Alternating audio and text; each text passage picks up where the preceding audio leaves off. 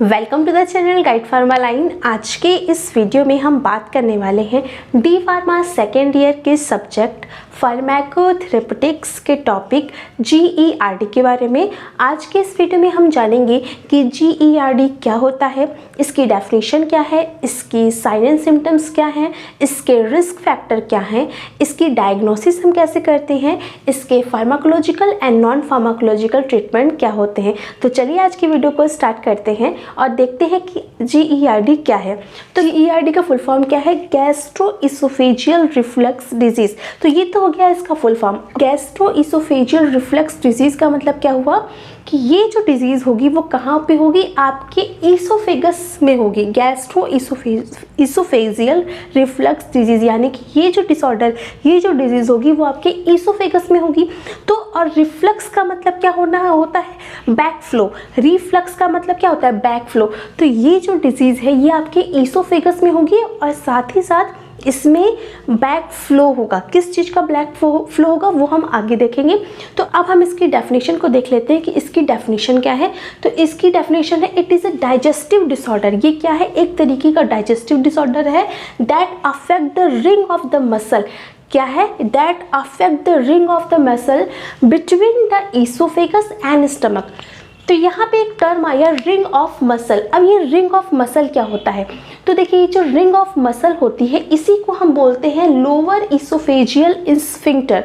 Lower oesophageal sphincter बोलते हैं, जो कि कहाँ प्रेजेंट होता है? ये प्रेजेंट होता है बिटवीन ईसोफेगस एंड स्टमक। तो ये जो LES यानी लोअर इसोफेजियल स्फिंक्टर है ये आपके स्टमक और ईसोफेगस के बीच में प्रेजेंट होता है।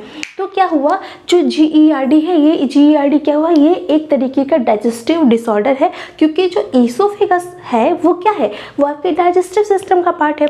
तो क्या है? ये एक तरीके का डाइजेस्टिव डिसऑर्डर है जिसमें आपके लोअर इसोफेजियल स्फिंक्टर जो कि ईसोफेगस और स्टमक के बीच में होता है वो अफेक्ट हो जाता है।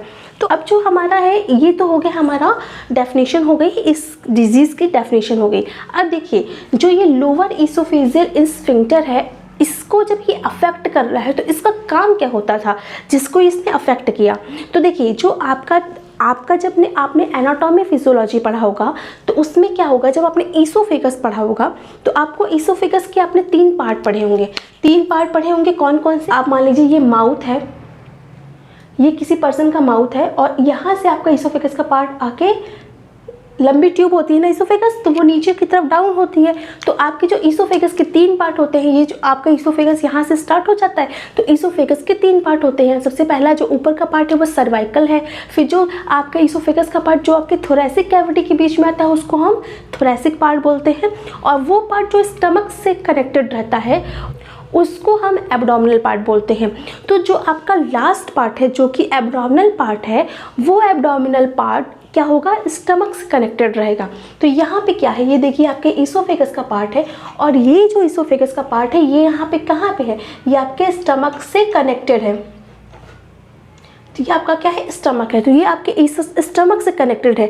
तो वो पार्ट जो आपका स्टमक से कनेक्टेड होता है, वही चीज़ लिखिए ईसोफेगस एंड स्टमक। तो जो पार्ट आपका ईसोफेगस का पार्ट स्टमक से कनेक्टेड होता है वहीं पे LES पाया जाता है, लोअर इसोफेजियल स्फिंक्टर पाया जाता है। ये एक तरीके का वॉल्व टाइप का समझ लीजिए आप, एक तरीके का वॉल्व होता है जिसका काम क्या होता है कि जब आप माउथ से कोई भी चीज़ इनटेक करोगे, जब आप माउथ से कोई भी चीज़ खाओगे तो उसको जब वो माउथ से जाएगा तो अब ये जैसे आपका ईसोफेगस से कोई भी चीज़ आ रही है तो during digestion purpose, during this process, जब भी कोई चीज़ आप खाते हो तो ड्यूरिंग दिस प्रोसेस ये क्या होगा, ये आपका जब लोअर इसोफेजियल स्फिंक्टर होगा ये वॉल्व आपके खुल जाएंगे। ये एक तरीके का मान लीजिए गेट है तो ये खुल जाएगा। जब ये खुलेगा तो अब ये क्या करेगा, ये वो चीज़ जो आपने खाई, जो भी चीज़ आपने इनटेक करी उसको ये फ्लो करवाएगा। कहाँ पे? वो फ्लो करवाएगा आपके स्टमक में।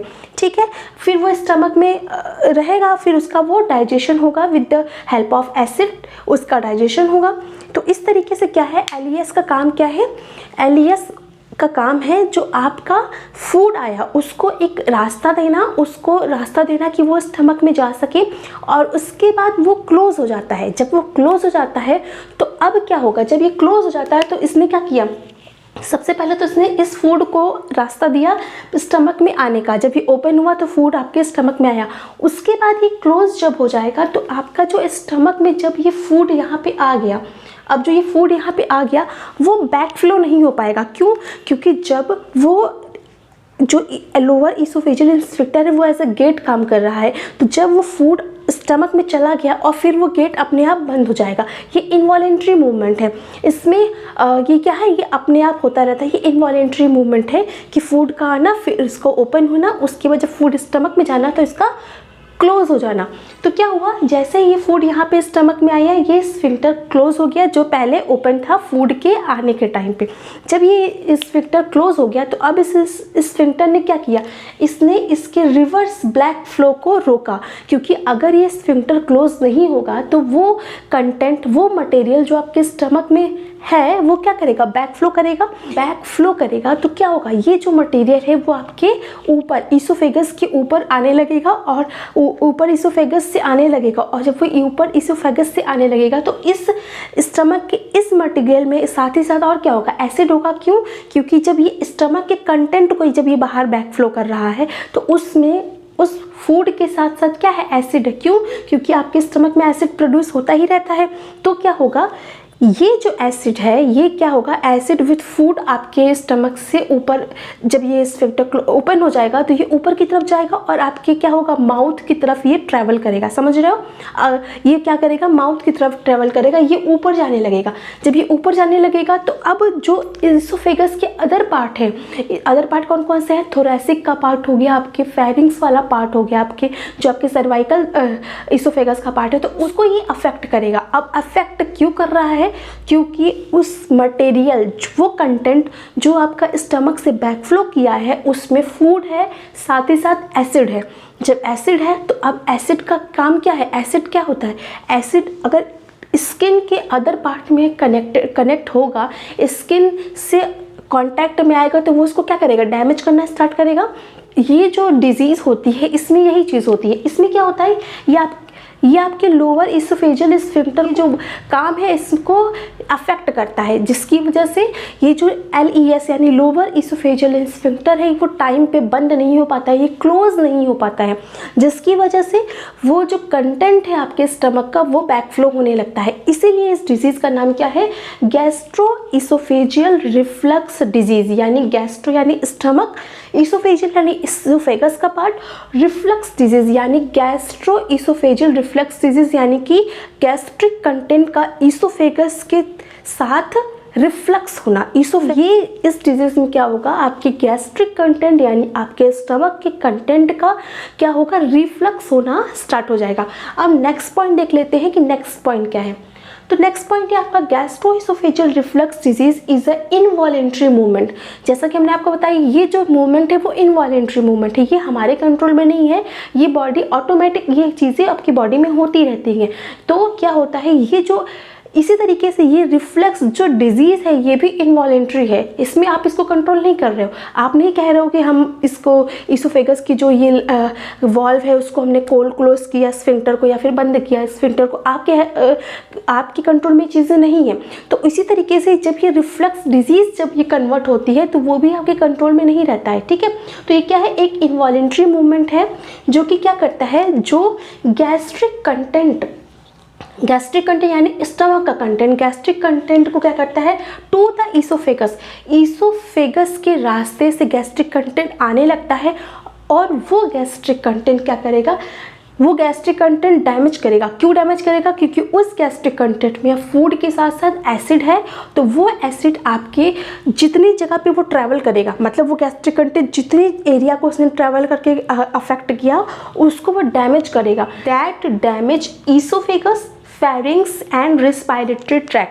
क्यों, क्योंकि देखिए जब स्टमक से गैस्ट्रिक कंटेंट विथ एसिड आ रहा है, बैक फ्लो कर रहा है, तो वो क्या करेगा, जो गैस्ट्रिक कंटेंट है वो जितने एरिया को कवर करेगा उसको वो डैमेज करना स्टार्ट करेगा। तो इसोफेगस का जो एब्डोमिनल पार्ट है वहाँ पे क्या है, वो वहाँ पे स्फिंक्टर है वो डैमेज हुआ, वो ख़राब हुआ, उसने काम करना बंद किया, तो वो क्या है, बैक फ्लो करेगा। तो अब इसोफेगस का थोरैसिक पार्ट, इसोफेगस का सर्वाइकल पार्ट सभी इफेक्ट होंगे। होंगे। अब जो है एसिड बैकफ्लो जब कर रहा है तो वो कहाँ जाएगा, वो उसके ऊपर वाले पार्ट, कौन सा पार्ट है आपका, थोरैसिक पार्ट है इसोफेगस का, तो वहाँ पे डैमेज करेगा। तो वहीं पे रिस्पायरेटरी ट्रैक्ट प्रेजेंट होता है तो उसको वो डैमेज करेगा।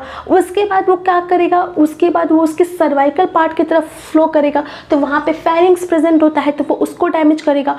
तो बेसिकली इसका मतलब क्या है कि वो सभी पार्ट जो उस कंटेंट से एक्सपोज्ड होंगे, जो उस कंटेंट के कांटेक्ट में आएंगे, वो सारे पार्ट क्या होंगे, डैमेज होना स्टार्ट हो जाएंगे। तो अब क्या होगा, तो आपका फेरिंग्स, आपका ईसोफेगस का थोरैसिक पार्ट और आपका क्या है, एब्डोमिनल पार्ट, सभी पार्ट अफेक्टेड होने लगेंगे। तो अब देखिए, ये तो हो गई इसकी डेफिनेशन। अब हम बात कर लेते हैं इसके साइन और सिम्टम्स के बारे में। तो देखिए, सबसे पहला जो साइन एंड सिम्टम्स होता है और बहुत ही कॉमन साइन एंड सिम्टम्स है वो है हार्ट बर्न, यानी कि जो आप चेस्ट क्या होता है, हार्ट बर्न यानी जलन होने लगती है। तो वो जलन क्यों होने लगती है, हार्ट बर्न होने लगता है सीने में जलन होने लगी। क्यों वो जलन हो रही है, क्यों, क्योंकि जो आपका एसिड का कंटेंट है वो क्या हो रहा है, बैक फ्लो हो रहा है। अब एसिड जो होता है उसका नेचर कैसा है, वो बर्निंग सेंसेशन क्रिएट करेगा ना। तो क्या होगा, जब वो बैक फ्लो करेगा तो अब आपका जो एसिड है वो स्टमक के पार्ट में है, जब वो ऊपर की तरफ आएगा तो अब वो जब ऊपर की तरफ ट्रैवल कर रहा है तो क्या होगा, उस एरिया में आपका क्या है, हार्ट प्रेजेंट है ना। तो इस तरीके से लगता है कि आपके हार्ट में बर्निंग हो रही है। बेसिकली बर्निंग कहाँ होती है, बर्निंग आपके ईसोफेगस के जो ये वाला पार्ट होता है, थोरैसिक पार्ट होता है, वहाँ बर्निंग होती है। पर ऐसा लगता है कि हार्ट में बर्निंग हो रही है, हार्ट में जलन हो रही है। तो ये सबसे पहला और सबसे कॉमन सिम्टम्स है। ये जो सिम्टम है हार्ट बर्न का, ये अगर आप लेट जाते हो, जैसे होता है ना कि कुछ लोग कहते हैं कि हम लेट गए तो हमें आराम मिल गया, तो इस केस में ये आराम नहीं मिलेगा। तो क्यों नहीं आराम मिलेगा, क्योंकि क्या है, जैसे ही अगर आप लेटते हो, ले डाउन हो गए, जैसे ही आप लेटोगे तो वो जो कंटेंट है वो ऊपर की तरफ और आएगा। क्यों ऊपर की तरफ और आएगा, क्योंकि वॉल्व देखो पहले से ही डैमेज है, वॉल्व अपना काम पहले से ही नहीं कर रहे हैं। उनका काम क्या था, क्लोज होना, पर वो हो नहीं रहे। जब आप उसको क्या करोगे, लेट जाओगे, तो वो जो बैक फ्लो होगा वो और तेजी से ही होगा, या फिर उसमें कोई असर नहीं पड़ेगा। तो इसलिए आपको रिलीफ नहीं मिलेगा। और अगर आप झुकते हो, अगर आप झुक जाते हो, उस केस में भी आपको उस हार्ट बर्निंग में कोई भी इफेक्ट नहीं देखने को मिलेगा। लेकिन अगर आप स्टैंडिंग पोजीशन में आ जाते हो, अगर आप खड़े हो जाते हो, तो उस केस में क्या है, with the help of gravitational force वो जो कंटेंट है वो बैक फ्लो होने में थोड़ा सा उसको प्रॉब्लम होगी। इस वजह से अगर आप स्टैंडिंग पोजीशन में आते हो तो आपको रिलीफ मिल सकता है। तो ये हो गया। नेक्स्ट आता है आपका वोमिटिंग। अब जब आपको जलन लगेगी, आपका कंटेंट बाहर की तरफ आ रहा है एसिड का, तो आपको ऐसा फील होगा कि आपको वोमिटिंग, नाउसिया की कंडीशन आपको फील होगी कि आपको वोमिटिंग हो सकती है, हो रही है, वोमिटिंग होगी आपको। नेक्स्ट क्या है, सॉलोइंग प्रॉब्लम। अब देखिए, ईसोफेगस का पार्ट ही आपको फूड को सॉलो करने में हेल्प करता है, क्योंकि माउथ से जो पार्ट, माउथ से ही आपका जो फूड कंटेंट है वो ईसोफेगस के थ्रू स्टमक में जाता है। अब एसिड के बैक फ्लो की वजह से, एसिड गैस्ट्रिक कंटेंट के बैक फ्लो की वजह से वो चीज़ें जो डैमेज हैं, तो इस वजह से जब आपको क्या है, डैमेज होने की वजह से क्या है, वहाँ पे इन्फ्लामेशन हो जाएगा। क्यों इन्फ्लामेशन हो जाएगा, कि जब एसिड होता है, जो एसिड है उसका नेचर क्या है, उसका नेचर है डैमेज करना, उसका नेचर क्या है, जो स्किन होती है उसको डैमेज करना। तो अब जब वो ऊपर की तरफ ट्रैवल कर रहा है तो वो ईसोफेगस का पार्ट जो उसके कॉन्टैक्ट में आ रहा है उसको वो डैमेज करने लगेगा। तो इस वजह से क्या होगा, जो आपकी स्किन होगी, आपके ईसोफेगस की जो स्किन होगी वो क्या होगी, डैमेज हो जाएगी। तो जब आप स्वेलिंग करोगे, कोई भी चीज़ खाओगे, कुछ निगलोगे, तो प्रॉब्लम लगेगी। क्यों प्रॉब्लम लगेगी, क्योंकि वो जो कंटेंट है, वो गैस्ट्रिक कंटेंट, उसने उस वॉल्व को डैमेज कर रखा है। उसने क्या हुआ, उसने ये जो स्किन है आपके, इसको डैमेज कर रखा है, जिसकी वजह से क्या है, यहाँ पे क्या है, एक तरीके का डैमेज होने की वजह से वहाँ पे इन्फ्लामेशन है। और इन्फ्लामेशन होने की वजह से जब आप फूड खाओगे, पियोगे कुछ, तो आपको क्या करेगा, वो एक्सपोज्ड एरिया जो एसिड से एक्सपोज थे, वहाँ पे जलन होना स्टार्ट हो जाएगी। तो इस वजह से आपको वहाँ पे वो इरिटेशन कॉज करेगा, जिसकी वजह से पेशेंट को खाने और निकलने में प्रॉब्लम होगी। तो अब हम देख लेते हैं कि नॉर्मल ह्यूमन और जीईआरडी पेशेंट के एलियस में क्या डिफरेंस होता है, यानी लोअर इसोफेजियल स्फिंक्टर्स में डिफरेंस क्या होता है। तो देखिए, ये एक नॉर्मल ह्यूमन का स्टमक है, यहाँ पे ये इसोफेगस का पार्ट है, ये आपके स्टमक का पार्ट है। अब क्या है, फूड आ रहा है, ये स्फिंक्टर एलियस जो है वो ओपन हो रहा है। ओपन होने के बाद फूड कंटेंट यहाँ जा रहा है, और ये जो स्फिंक्टर है ये क्लोज हो जा रहा है, क्लोज हो जा रहा है, जिसकी वजह से अब ये जो फूड है वो बैक फ्लो नहीं कर पा रहा है, ठीक है। But in case of GERD, यहाँ पे देखिए GERD के केस में क्या है, अब फूड आ रहा है, फूड आ रहा है, अब ये जो इस स्फिंक्टर है, ये जब फूड आ रहा है तो ये स्फिंक्टर प्रॉपरली क्लोज नहीं हो पा रहा है। मतलब जब प्रॉपरली क्लोज नहीं हो पा रहा है, जिसकी वजह से क्या है, जब वो चीज़ प्रॉपर क्लोज नहीं हो पा रही है तो अब क्या है, इसको क्या होना चाहिए, इसको प्रॉपर क्लोज होना चाहिए था, लेकिन ये प्रॉपर क्लोज नहीं हो रहा है। अब देख रहे हो यहाँ पे गैपिंग दिख रही है, जब ये गैपिंग दिख रही है तो अब क्या होगा, ये फूड का कंटेंट बैक फ्लो करना स्टार्ट करेगा, तो स्टमक का कंटेंट जो है वो ऊपर क्या हो जाएगा, स्टमक से बाहर की तरफ निकलने लगेगा, ईसोफेगस की तरफ निकलने लगेगा। तो ये डिफरेंस होता है नॉर्मल ह्यूमन के स्टमक और इस LES में और GERD पेशेंट के LES में, यानी लोअर इसोफेजियल स्फिंक्टर में। हम बात कर लेते हैं पैथोफिजियोलॉजी की, क्या कारण है जिसकी वजह से LES अपना प्रॉपर फंक्शन नहीं कर पा रहा है। तो सबसे पहली चीज़, जो आपका LES होता है यानी लोअर इसोफेजियल स्फिंक्टर होता है, उसको सबसे पहली चीज़ क्या है, उसका जो decrease lower oesophageal sphincter pressure, तो ये जो प्रेशर है वो प्रेशर डिक्रीज होने लगता है, यानी वो जो प्रेशर जिसकी वजह से LES क्लोज हो रहा था वो प्रेशर डिक्रीज हो जाएगा। तो सेल और उसका जो टोन होता है, टोन वो डिक्रीज हो जाता है। अब वो कैसे होता है, वो क्यों हो रहा है, उसके अपने अलग रीज़न हो सकते हैं। किसी पेशेंट की एज की वजह से हो सकता है कि अगर कोई पेशेंट काफ़ी उम्र में है तो उसकी सेल्स वीक होने लगती हैं, उनकी सेल्स की जो इलास्टिसिटी हो वो डाउन होने लगती है। तो इसको आप इस तरीके से भी समझ सकते हो कि जैसे आपके अगर आपने कोई रबर बैंड यूज़ किया होगा तो वो रबर बैंड क्या होता है, स्टार्टिंग में काफ़ी टाइट किसी भी चीज़ को बांध देता है, बट आफ्टर सम टाइम, कुछ टाइम के बाद जब उसको आप रेगुलरली यूज़ करते रहते हो तो उसकी इलास्टिसिटी कम होने लगती है, फिर वो किसी भी चीज़ को टाई करने में उतना कैपेबल नहीं होता है क्योंकि उसकी इलास्टिसिटी कम हो जाती है, जिसकी वजह से वो किसी भी चीज़ को प्रॉपर टाई नहीं कर पाता है, किसी भी चीज़ को प्रॉपर बांध नहीं पाता है। सेम ऐसा ही इस फिल्टर के साथ भी है।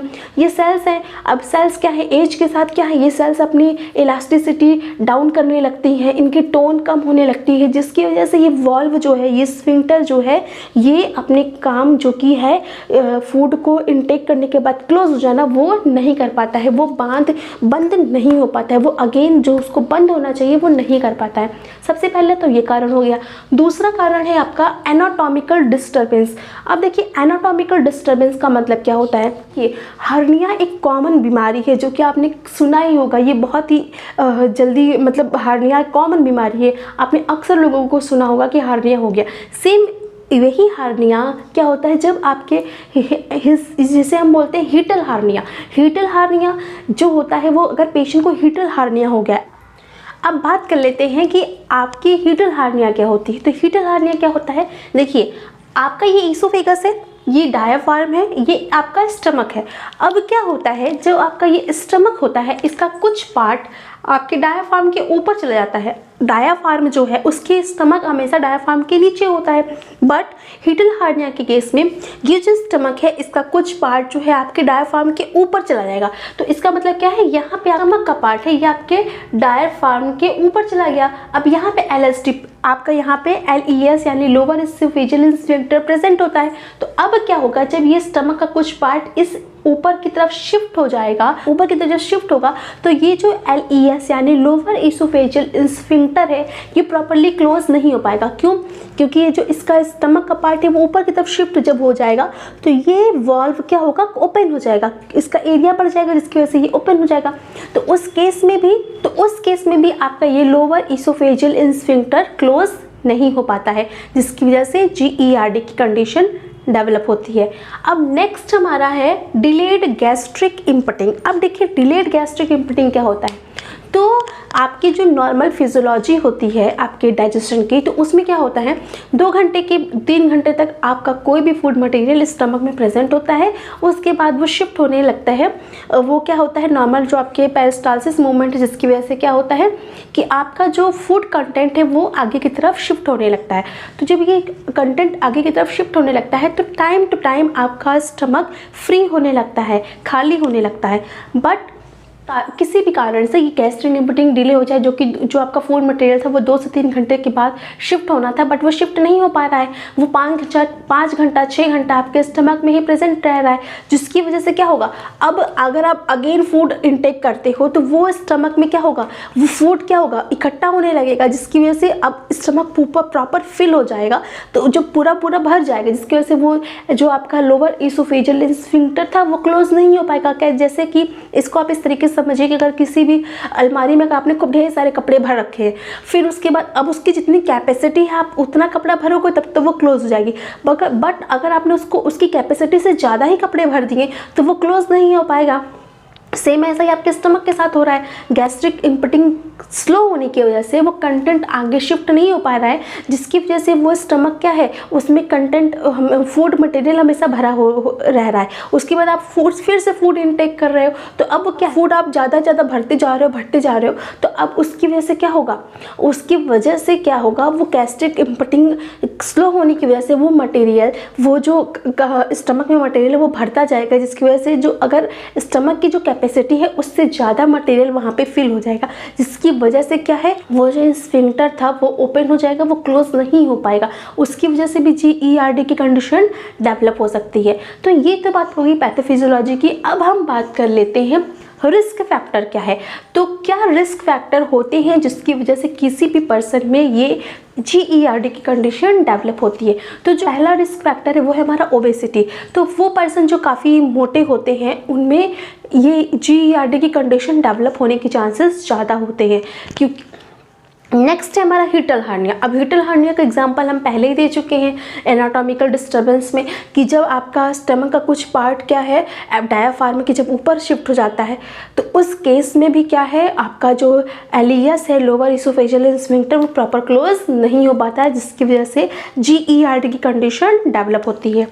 नेक्स्ट है प्रेगनेंसी। तो देखिए प्रेगनेंसी में भी क्या होता है, जो फीमेल्स होती हैं उनकी बॉडी वेट बढ़ते हैं, जिसकी वजह से क्या होता है, उनका एनाटॉमिकल डिस्टर्बेंस होता है, जिसकी वजह से उनका जो स्फिंक्टर जो होता है वो ओपन हो जाता है। ठीक है, लोअर इसोफेजियल स्फिंक्टर वो क्लोज प्रॉपर नहीं हो पाता है। नेक्स्ट है स्मोकिंग।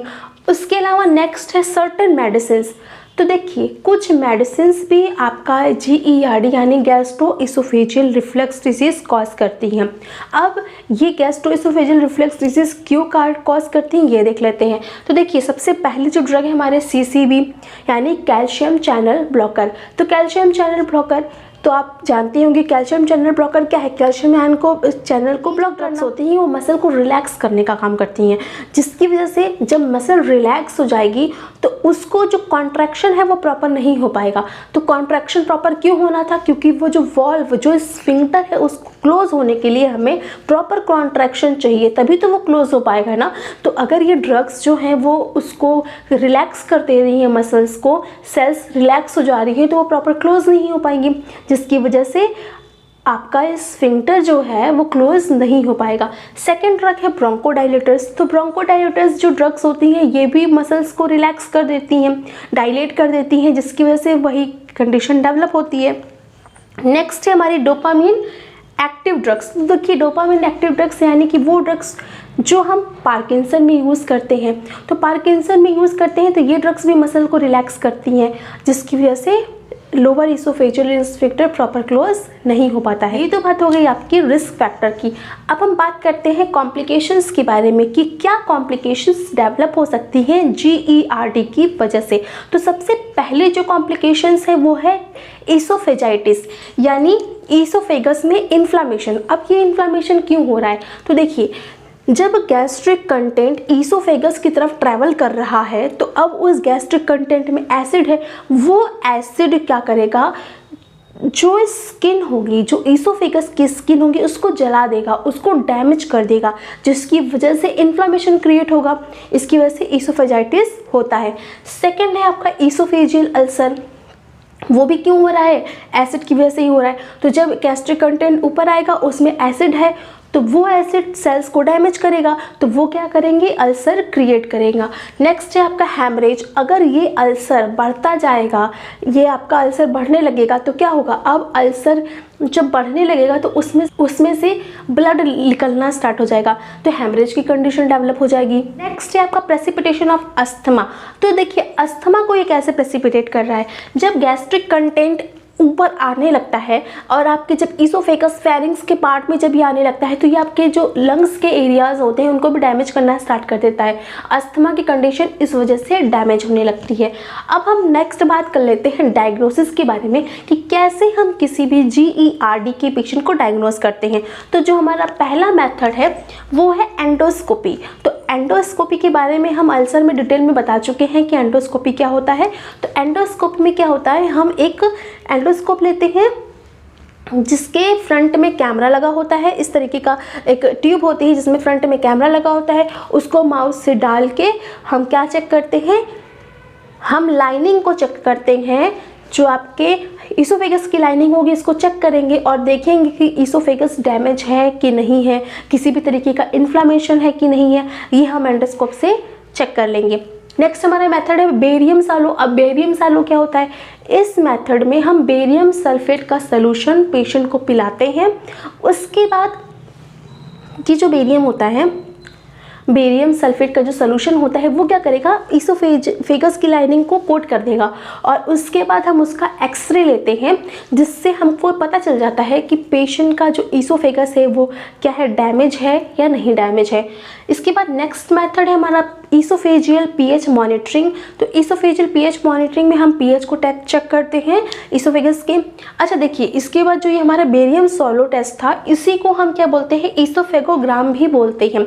मेथड आता है मोनोमेट्री। मोनोमेट्री जो मेथड होता है हमारा मोनोमेट्री मेथड, इस मोनोमेट्री मेथड में पेशेंट के नॉस्ट्रिल यानी नोज से हम एक ट्यूब को इंसर्ट करते हैं और उस ट्यूब से हम स्टमक तक उस ट्यूब को पूरा इंसर्ट कर देते हैं और उसके बाद हम ये जो कॉन्ट्रैक्शन हो रहा है ईसोफेगस का उसकी वर्किंग हम चेक करते हैं कि क्या ये ईसोफेगस अच्छे से काम कर रहा है कि नहीं काम कर रहा है, इसके जो स्फिंक्टर है वो क्लोज हो रहे हैं नहीं हो रहे, इसकी हम वर्किंग को प्रॉपरली चेक करते हैं। उससे नॉस्ट्रिल से जब हम इसको डाल के इसकी वर्किंग को देखते हैं कि ईसोफेगस अच्छे से काम कर रहा है कि नहीं काम कर रहा है। अब हम नेक्स्ट बात कर लेते हैं GERD के ट्रीटमेंट के बारे में। तो अब हम सबसे पहला ट्रीटमेंट फार्माकोलॉजिकल ट्रीटमेंट देख लेते हैं कि हम कैसे with the help of drug GERD को ट्रीट करते हैं। तो जो हमारी पहली ड्रग है वो हमारी है एंटासिड, यानी वो ड्रग्स जो एसिड का अपोज करे। तो देखिए GERD की कंडीशन में जो एसिड हो रहा था वो स्टमक का ईसोफेगस में आ रहा था, तो हम इस केस में जो एंटासिड्स होते हैं इनको यूज़ करते हैं और इस एसिड को सप्रेस करने का काम करते हैं। ये जो एंटासिड्स होते हैं ये एसिड को सप्रेस करते हैं, बट ये जो इन्फ्लामेशन हुआ है GERD के केस में, जो इन्फ्लामेशन ईसोफेगस में हुआ है उसको ये हील नहीं करते हैं। तो ये जो एंटासिड है ये क्या करेंगे, सप्रेस करेंगे एसिड को, बट ये हील नहीं करेंगे किसको, इन्फ्लामेशन को ये हील नहीं करेंगे। अब नेक्स्ट हमारी ड्रग है एंटीहिस्टामिनिक ड्रग। तो एंटीहिस्टामिनिक ड्रग यानी वो ड्रग जो हिस्टामिन के अपोजिट काम करेंगे। तो जो हिस्टामिन होता है हमारा, ये जो हिस्टामिन होता है ये स्टिमुलेट कर देता है एसिड के प्रोडक्शन को। तो हिस्टामिन एसिड के प्रोडक्शन को जब स्टिमुलेट कर रहा है तो क्या है, जब एसिड का प्रोडक्शन स्टिमुलेट होगा तो एसिड और भी अधिक मात्रा में बनेगा। तो हम क्या करेंगे, एंटीहिस्टामिनिक ड्रग देंगे जिसकी वजह से ये एसिड जो है स्टिमुलेट हो रहा था वो ना हो। तो इस वजह से क्या है, हम एंटीहिस्टामिनिक ड्रग देते हैं जो कि हिस्टामिन जो कि एसिड को स्टिमुलेट कर रहा था वो नहीं करते हैं, जिसकी वजह से जो एसिड का प्रोडक्शन होता है वो डाउन हो जाता है। अब ये ड्रग्स भी जो होती हैं ये ड्रग्स भी हमारे इन्फ्लामेशन में कोई भी रिस्पॉन्स क्रिएट नहीं करती हैं। उसके बाद इस ड्रग को हम स्पेशली आफ्टर मील यूज़ करते हैं। ये जो हिस्टामिनिक की ड्रग्स होती हैं, एंटी हिस्टामिनिक की ड्रग्स, इनको हम खाना खाने के बाद यूज़ करवाते हैं, ठीक है, आफ्टर मील यूज़ करते हैं। और उसके बाद क्या है, ये ईसोफेजाइटिस के कंडीशन में ये हेल्पफुल नहीं होती, यानी अगर ईसोफेगस में इन्फ्लामेशन है तो उसमें ये हेल्पफुल नहीं है, ये इन्फ्लामेशन में भी कोई भी रोल प्ले नहीं करेंगी। अब नेक्स्ट हमारी ड्रग होती है प्रोटॉन पंप इनहिबिटर। तो देखिए प्रोटॉन पंप इनहिबिटर क्या है, वो ड्रग्स जो क्या कर देती हैं, ब्लॉक कर देती हैं एसिड के प्रोडक्शन को। तो ये ड्रग्स क्या करेंगे, एसिड के प्रोडक्शन को क्या करेंगे, ब्लॉक करेंगे। साथ ही साथ ये जो ड्रग्स होती हैं वो प्रोटेक्ट कर देती हैं ईसोफेगस को फ्रॉम द एसिड। क्यों ईसोफेगस को एसिड से क्यों प्रोटेक्ट करेंगे, जबकि एसिड के प्रोडक्शन को ब्लॉक कर दे रही हैं। तो इसकी वजह से जो एसिड था ईसोफेगस के कांटेक्ट में आ रहा है उसको वो रोक पाएंगी। तो ये ड्रग क्या है, एसिड के जो कांटेक्ट में आ रहा था ईसोफेगस के, उसको ये ब्लॉक करती है। तो पहले तो एंटीहिस्टामिनिक ड्रग के जो एग्जाम्पल थे वो थे सिमेटिडिन, रेनिटिडिन, और जो आपकी प्रोटॉन पंप ड्रग के एग्जाम्पल है वो है ओमेप्राजोल, पेंटोप्राजोल। तो ये ड्रग्स को हम यूज़ करते हैं। अब नेक्स्ट ड्रग हम देखते हैं। तो नेक्स्ट जो हमारी चौथी ड्रग जो हम यूज़ करते हैं वो हमारी प्रोमोटेलिटी एजेंट। अब ये प्रोमोटेलिटी एजेंट क्या होता है, तो ये जो एजेंट्स होते हैं प्रोमोटेलिटी एजेंट, जिसका एग्जांपल है मेटोप्रोलॉल। तो ये जो मेटोप्रोलॉल होता है, ये ड्रग्स क्या करते हैं, ये स्टिमुलेट कर देती हैं गैस्ट्रिक इम्पटी को। मतलब ये जो मोटेलिटी होती है, प्रोमोटेलिटी एजेंट का मतलब क्या हुआ, ये गैस्ट्रिक मोटेलिटी को स्टिमुलेट कर देंगी। स्टिमुलेट करेंगी तो गैस्ट्रिक मोटेलिटी फास्ट होगी। जब गैस्ट्रिक मोटेलिटी फास्ट होगी तो जो आपका गैस्ट्रिक कंटेंट था, यानी जो आपका फूड मटेरियल गैस्ट्रिक में था स्टमक में, वो जल्दी पास होगा, वो जल्दी फास्ट पास होगा, जिसकी वजह से आपका स्टमक फ्री रहेगा। तो उसकी वजह से अगर गैस्ट्रिक कंटेंट ओवरफ्लो नहीं हो पाएगा, बैकफ्लो नहीं हो पाएगा। तो इस केस में हम क्या है, मेटोप्रोलॉल यानी कि प्रोमोटेलिटी एजेंट्स को यूज़ करते हैं। इन एजेंट्स का काम क्या होता है, गैस्ट्रिक मोटेलिटी को स्टिमुलेट करना, जिसकी वजह से फूड कंटेंट ट्रैवल करे फास्ट और आपके जो गैस्ट्रिक इम्पटिंग जल्दी हो। ठीक है, अब ये तो सब हमारी बात हो गई, ये सारी हमारी क्या बात हो गई, फार्माकोलॉजिकल ट्रीटमेंट के बारे में। अब हम बात कर लेते हैं नॉन फार्माकोलॉजिकल ट्रीटमेंट के बारे में, कि कैसे हम अपने GERD जो हमारी कंडीशन डेवलप हुई है पेशेंट के अंदर, उसको हम कैसे विदाउट ड्रग ट्रीट करेंगे।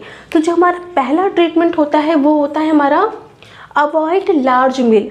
तो जो खाना होता है, फूड जो मील होता है, मतलब जो आपका फूड है उसको आपको छोटे छोटे पार्ट्स में खाना है। मतलब 2 रोटी अगर आप खाते हो तो 1 रोटी खाओ पहले, फिर कुछ देर बाद 1 रोटी खाओ, जिससे कि आपका जो मील है, प्रॉपर जो आप मील लेते हैं, जो पेशेंट प्रॉपर मील ले रहा था, उस मील को टुकड़ों में डिवाइड कर दें। मील को टुकड़ों में जब वो डिवाइड कर देगा तो वो थोड़े फूड को इनटेक करेगा। जब वो थोड़े फूड को इनटेक करेगा तो स्टमक जल्दी फिल नहीं होगा। अगर इम्पटिंग स्लो भी है तो स्टमक जल्दी फिल नहीं होगा। जब फिल नहीं होगा तो वो क्या होगा, वो कंटेंट है वो ट्रैवल जब इनपटी हो जाएगा, उसके बाद हम नेक्स्ट मील खाओगे। तो इस वजह से क्या है, आपका स्टमक क्या होगा, जो कंटेंट है वो ब्लैक फ्लो नहीं करेगा। ठीक है, उसके अलावा जो पेशेंट है वो अवॉइड करे एसिडिक फूड, यानी वो फूड जो कि एसिड इन नेचर है उनको कंज्यूम करने से जो पेशेंट है उसको अवॉइड करना चाहिए। स्मोकिंग को क्विट करना चाहिए। फैटी कंटेंट, जो भी फैटी मटेरियल है उनका कंजम्पशन कम कर देना चाहिए। इसके अलावा अगर पेशेंट जो है जिसको GERD की कंडीशन है, उसको अगर बेड पर, मतलब अगर वो स्लीप करना है, उसको अगर वो सोने जा रहा है तो उसको उसके 3 से 4 घंटे पहले खाना खाना चाहिए। 3 से 4 घंटे पहले खाना खाने के लिए क्यों बोला जाता है, क्योंकि जब पेशेंट जो भी होगा, जो GERD का पेशेंट है, वो जब खाना खा लेगा तो हमने बताया ना कि जो फूड मटेरियल होता है वो 2 से 3 घंटे तक स्टमक में रहता है।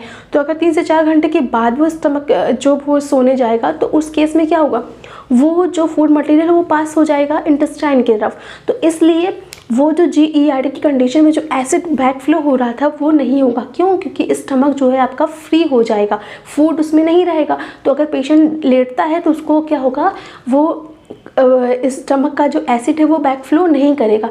क्योंकि अगर हमने आपको बताया था ना स्टार्टिंग में कि जो GERD के पेशेंट होते हैं, अगर वो लेटते हैं, झुकते हैं, तो उस केस में भी उनको रिलीफ नहीं मिलता। लेकिन अगर उनके स्टमक में फूड नहीं रहेगा तो उनको उस केस में हेल्प मिलेगी और एसिड बैकफ्लो नहीं करेगा। आई होप आज का ये वीडियो आप सभी को समझ में आया होगा। मिलते हैं नेक्स्ट वीडियो में किसी और टॉपिक के साथ। तब तक के लिए हमारे चैनल को लाइक कीजिए, सब्सक्राइब कीजिए। Thank you.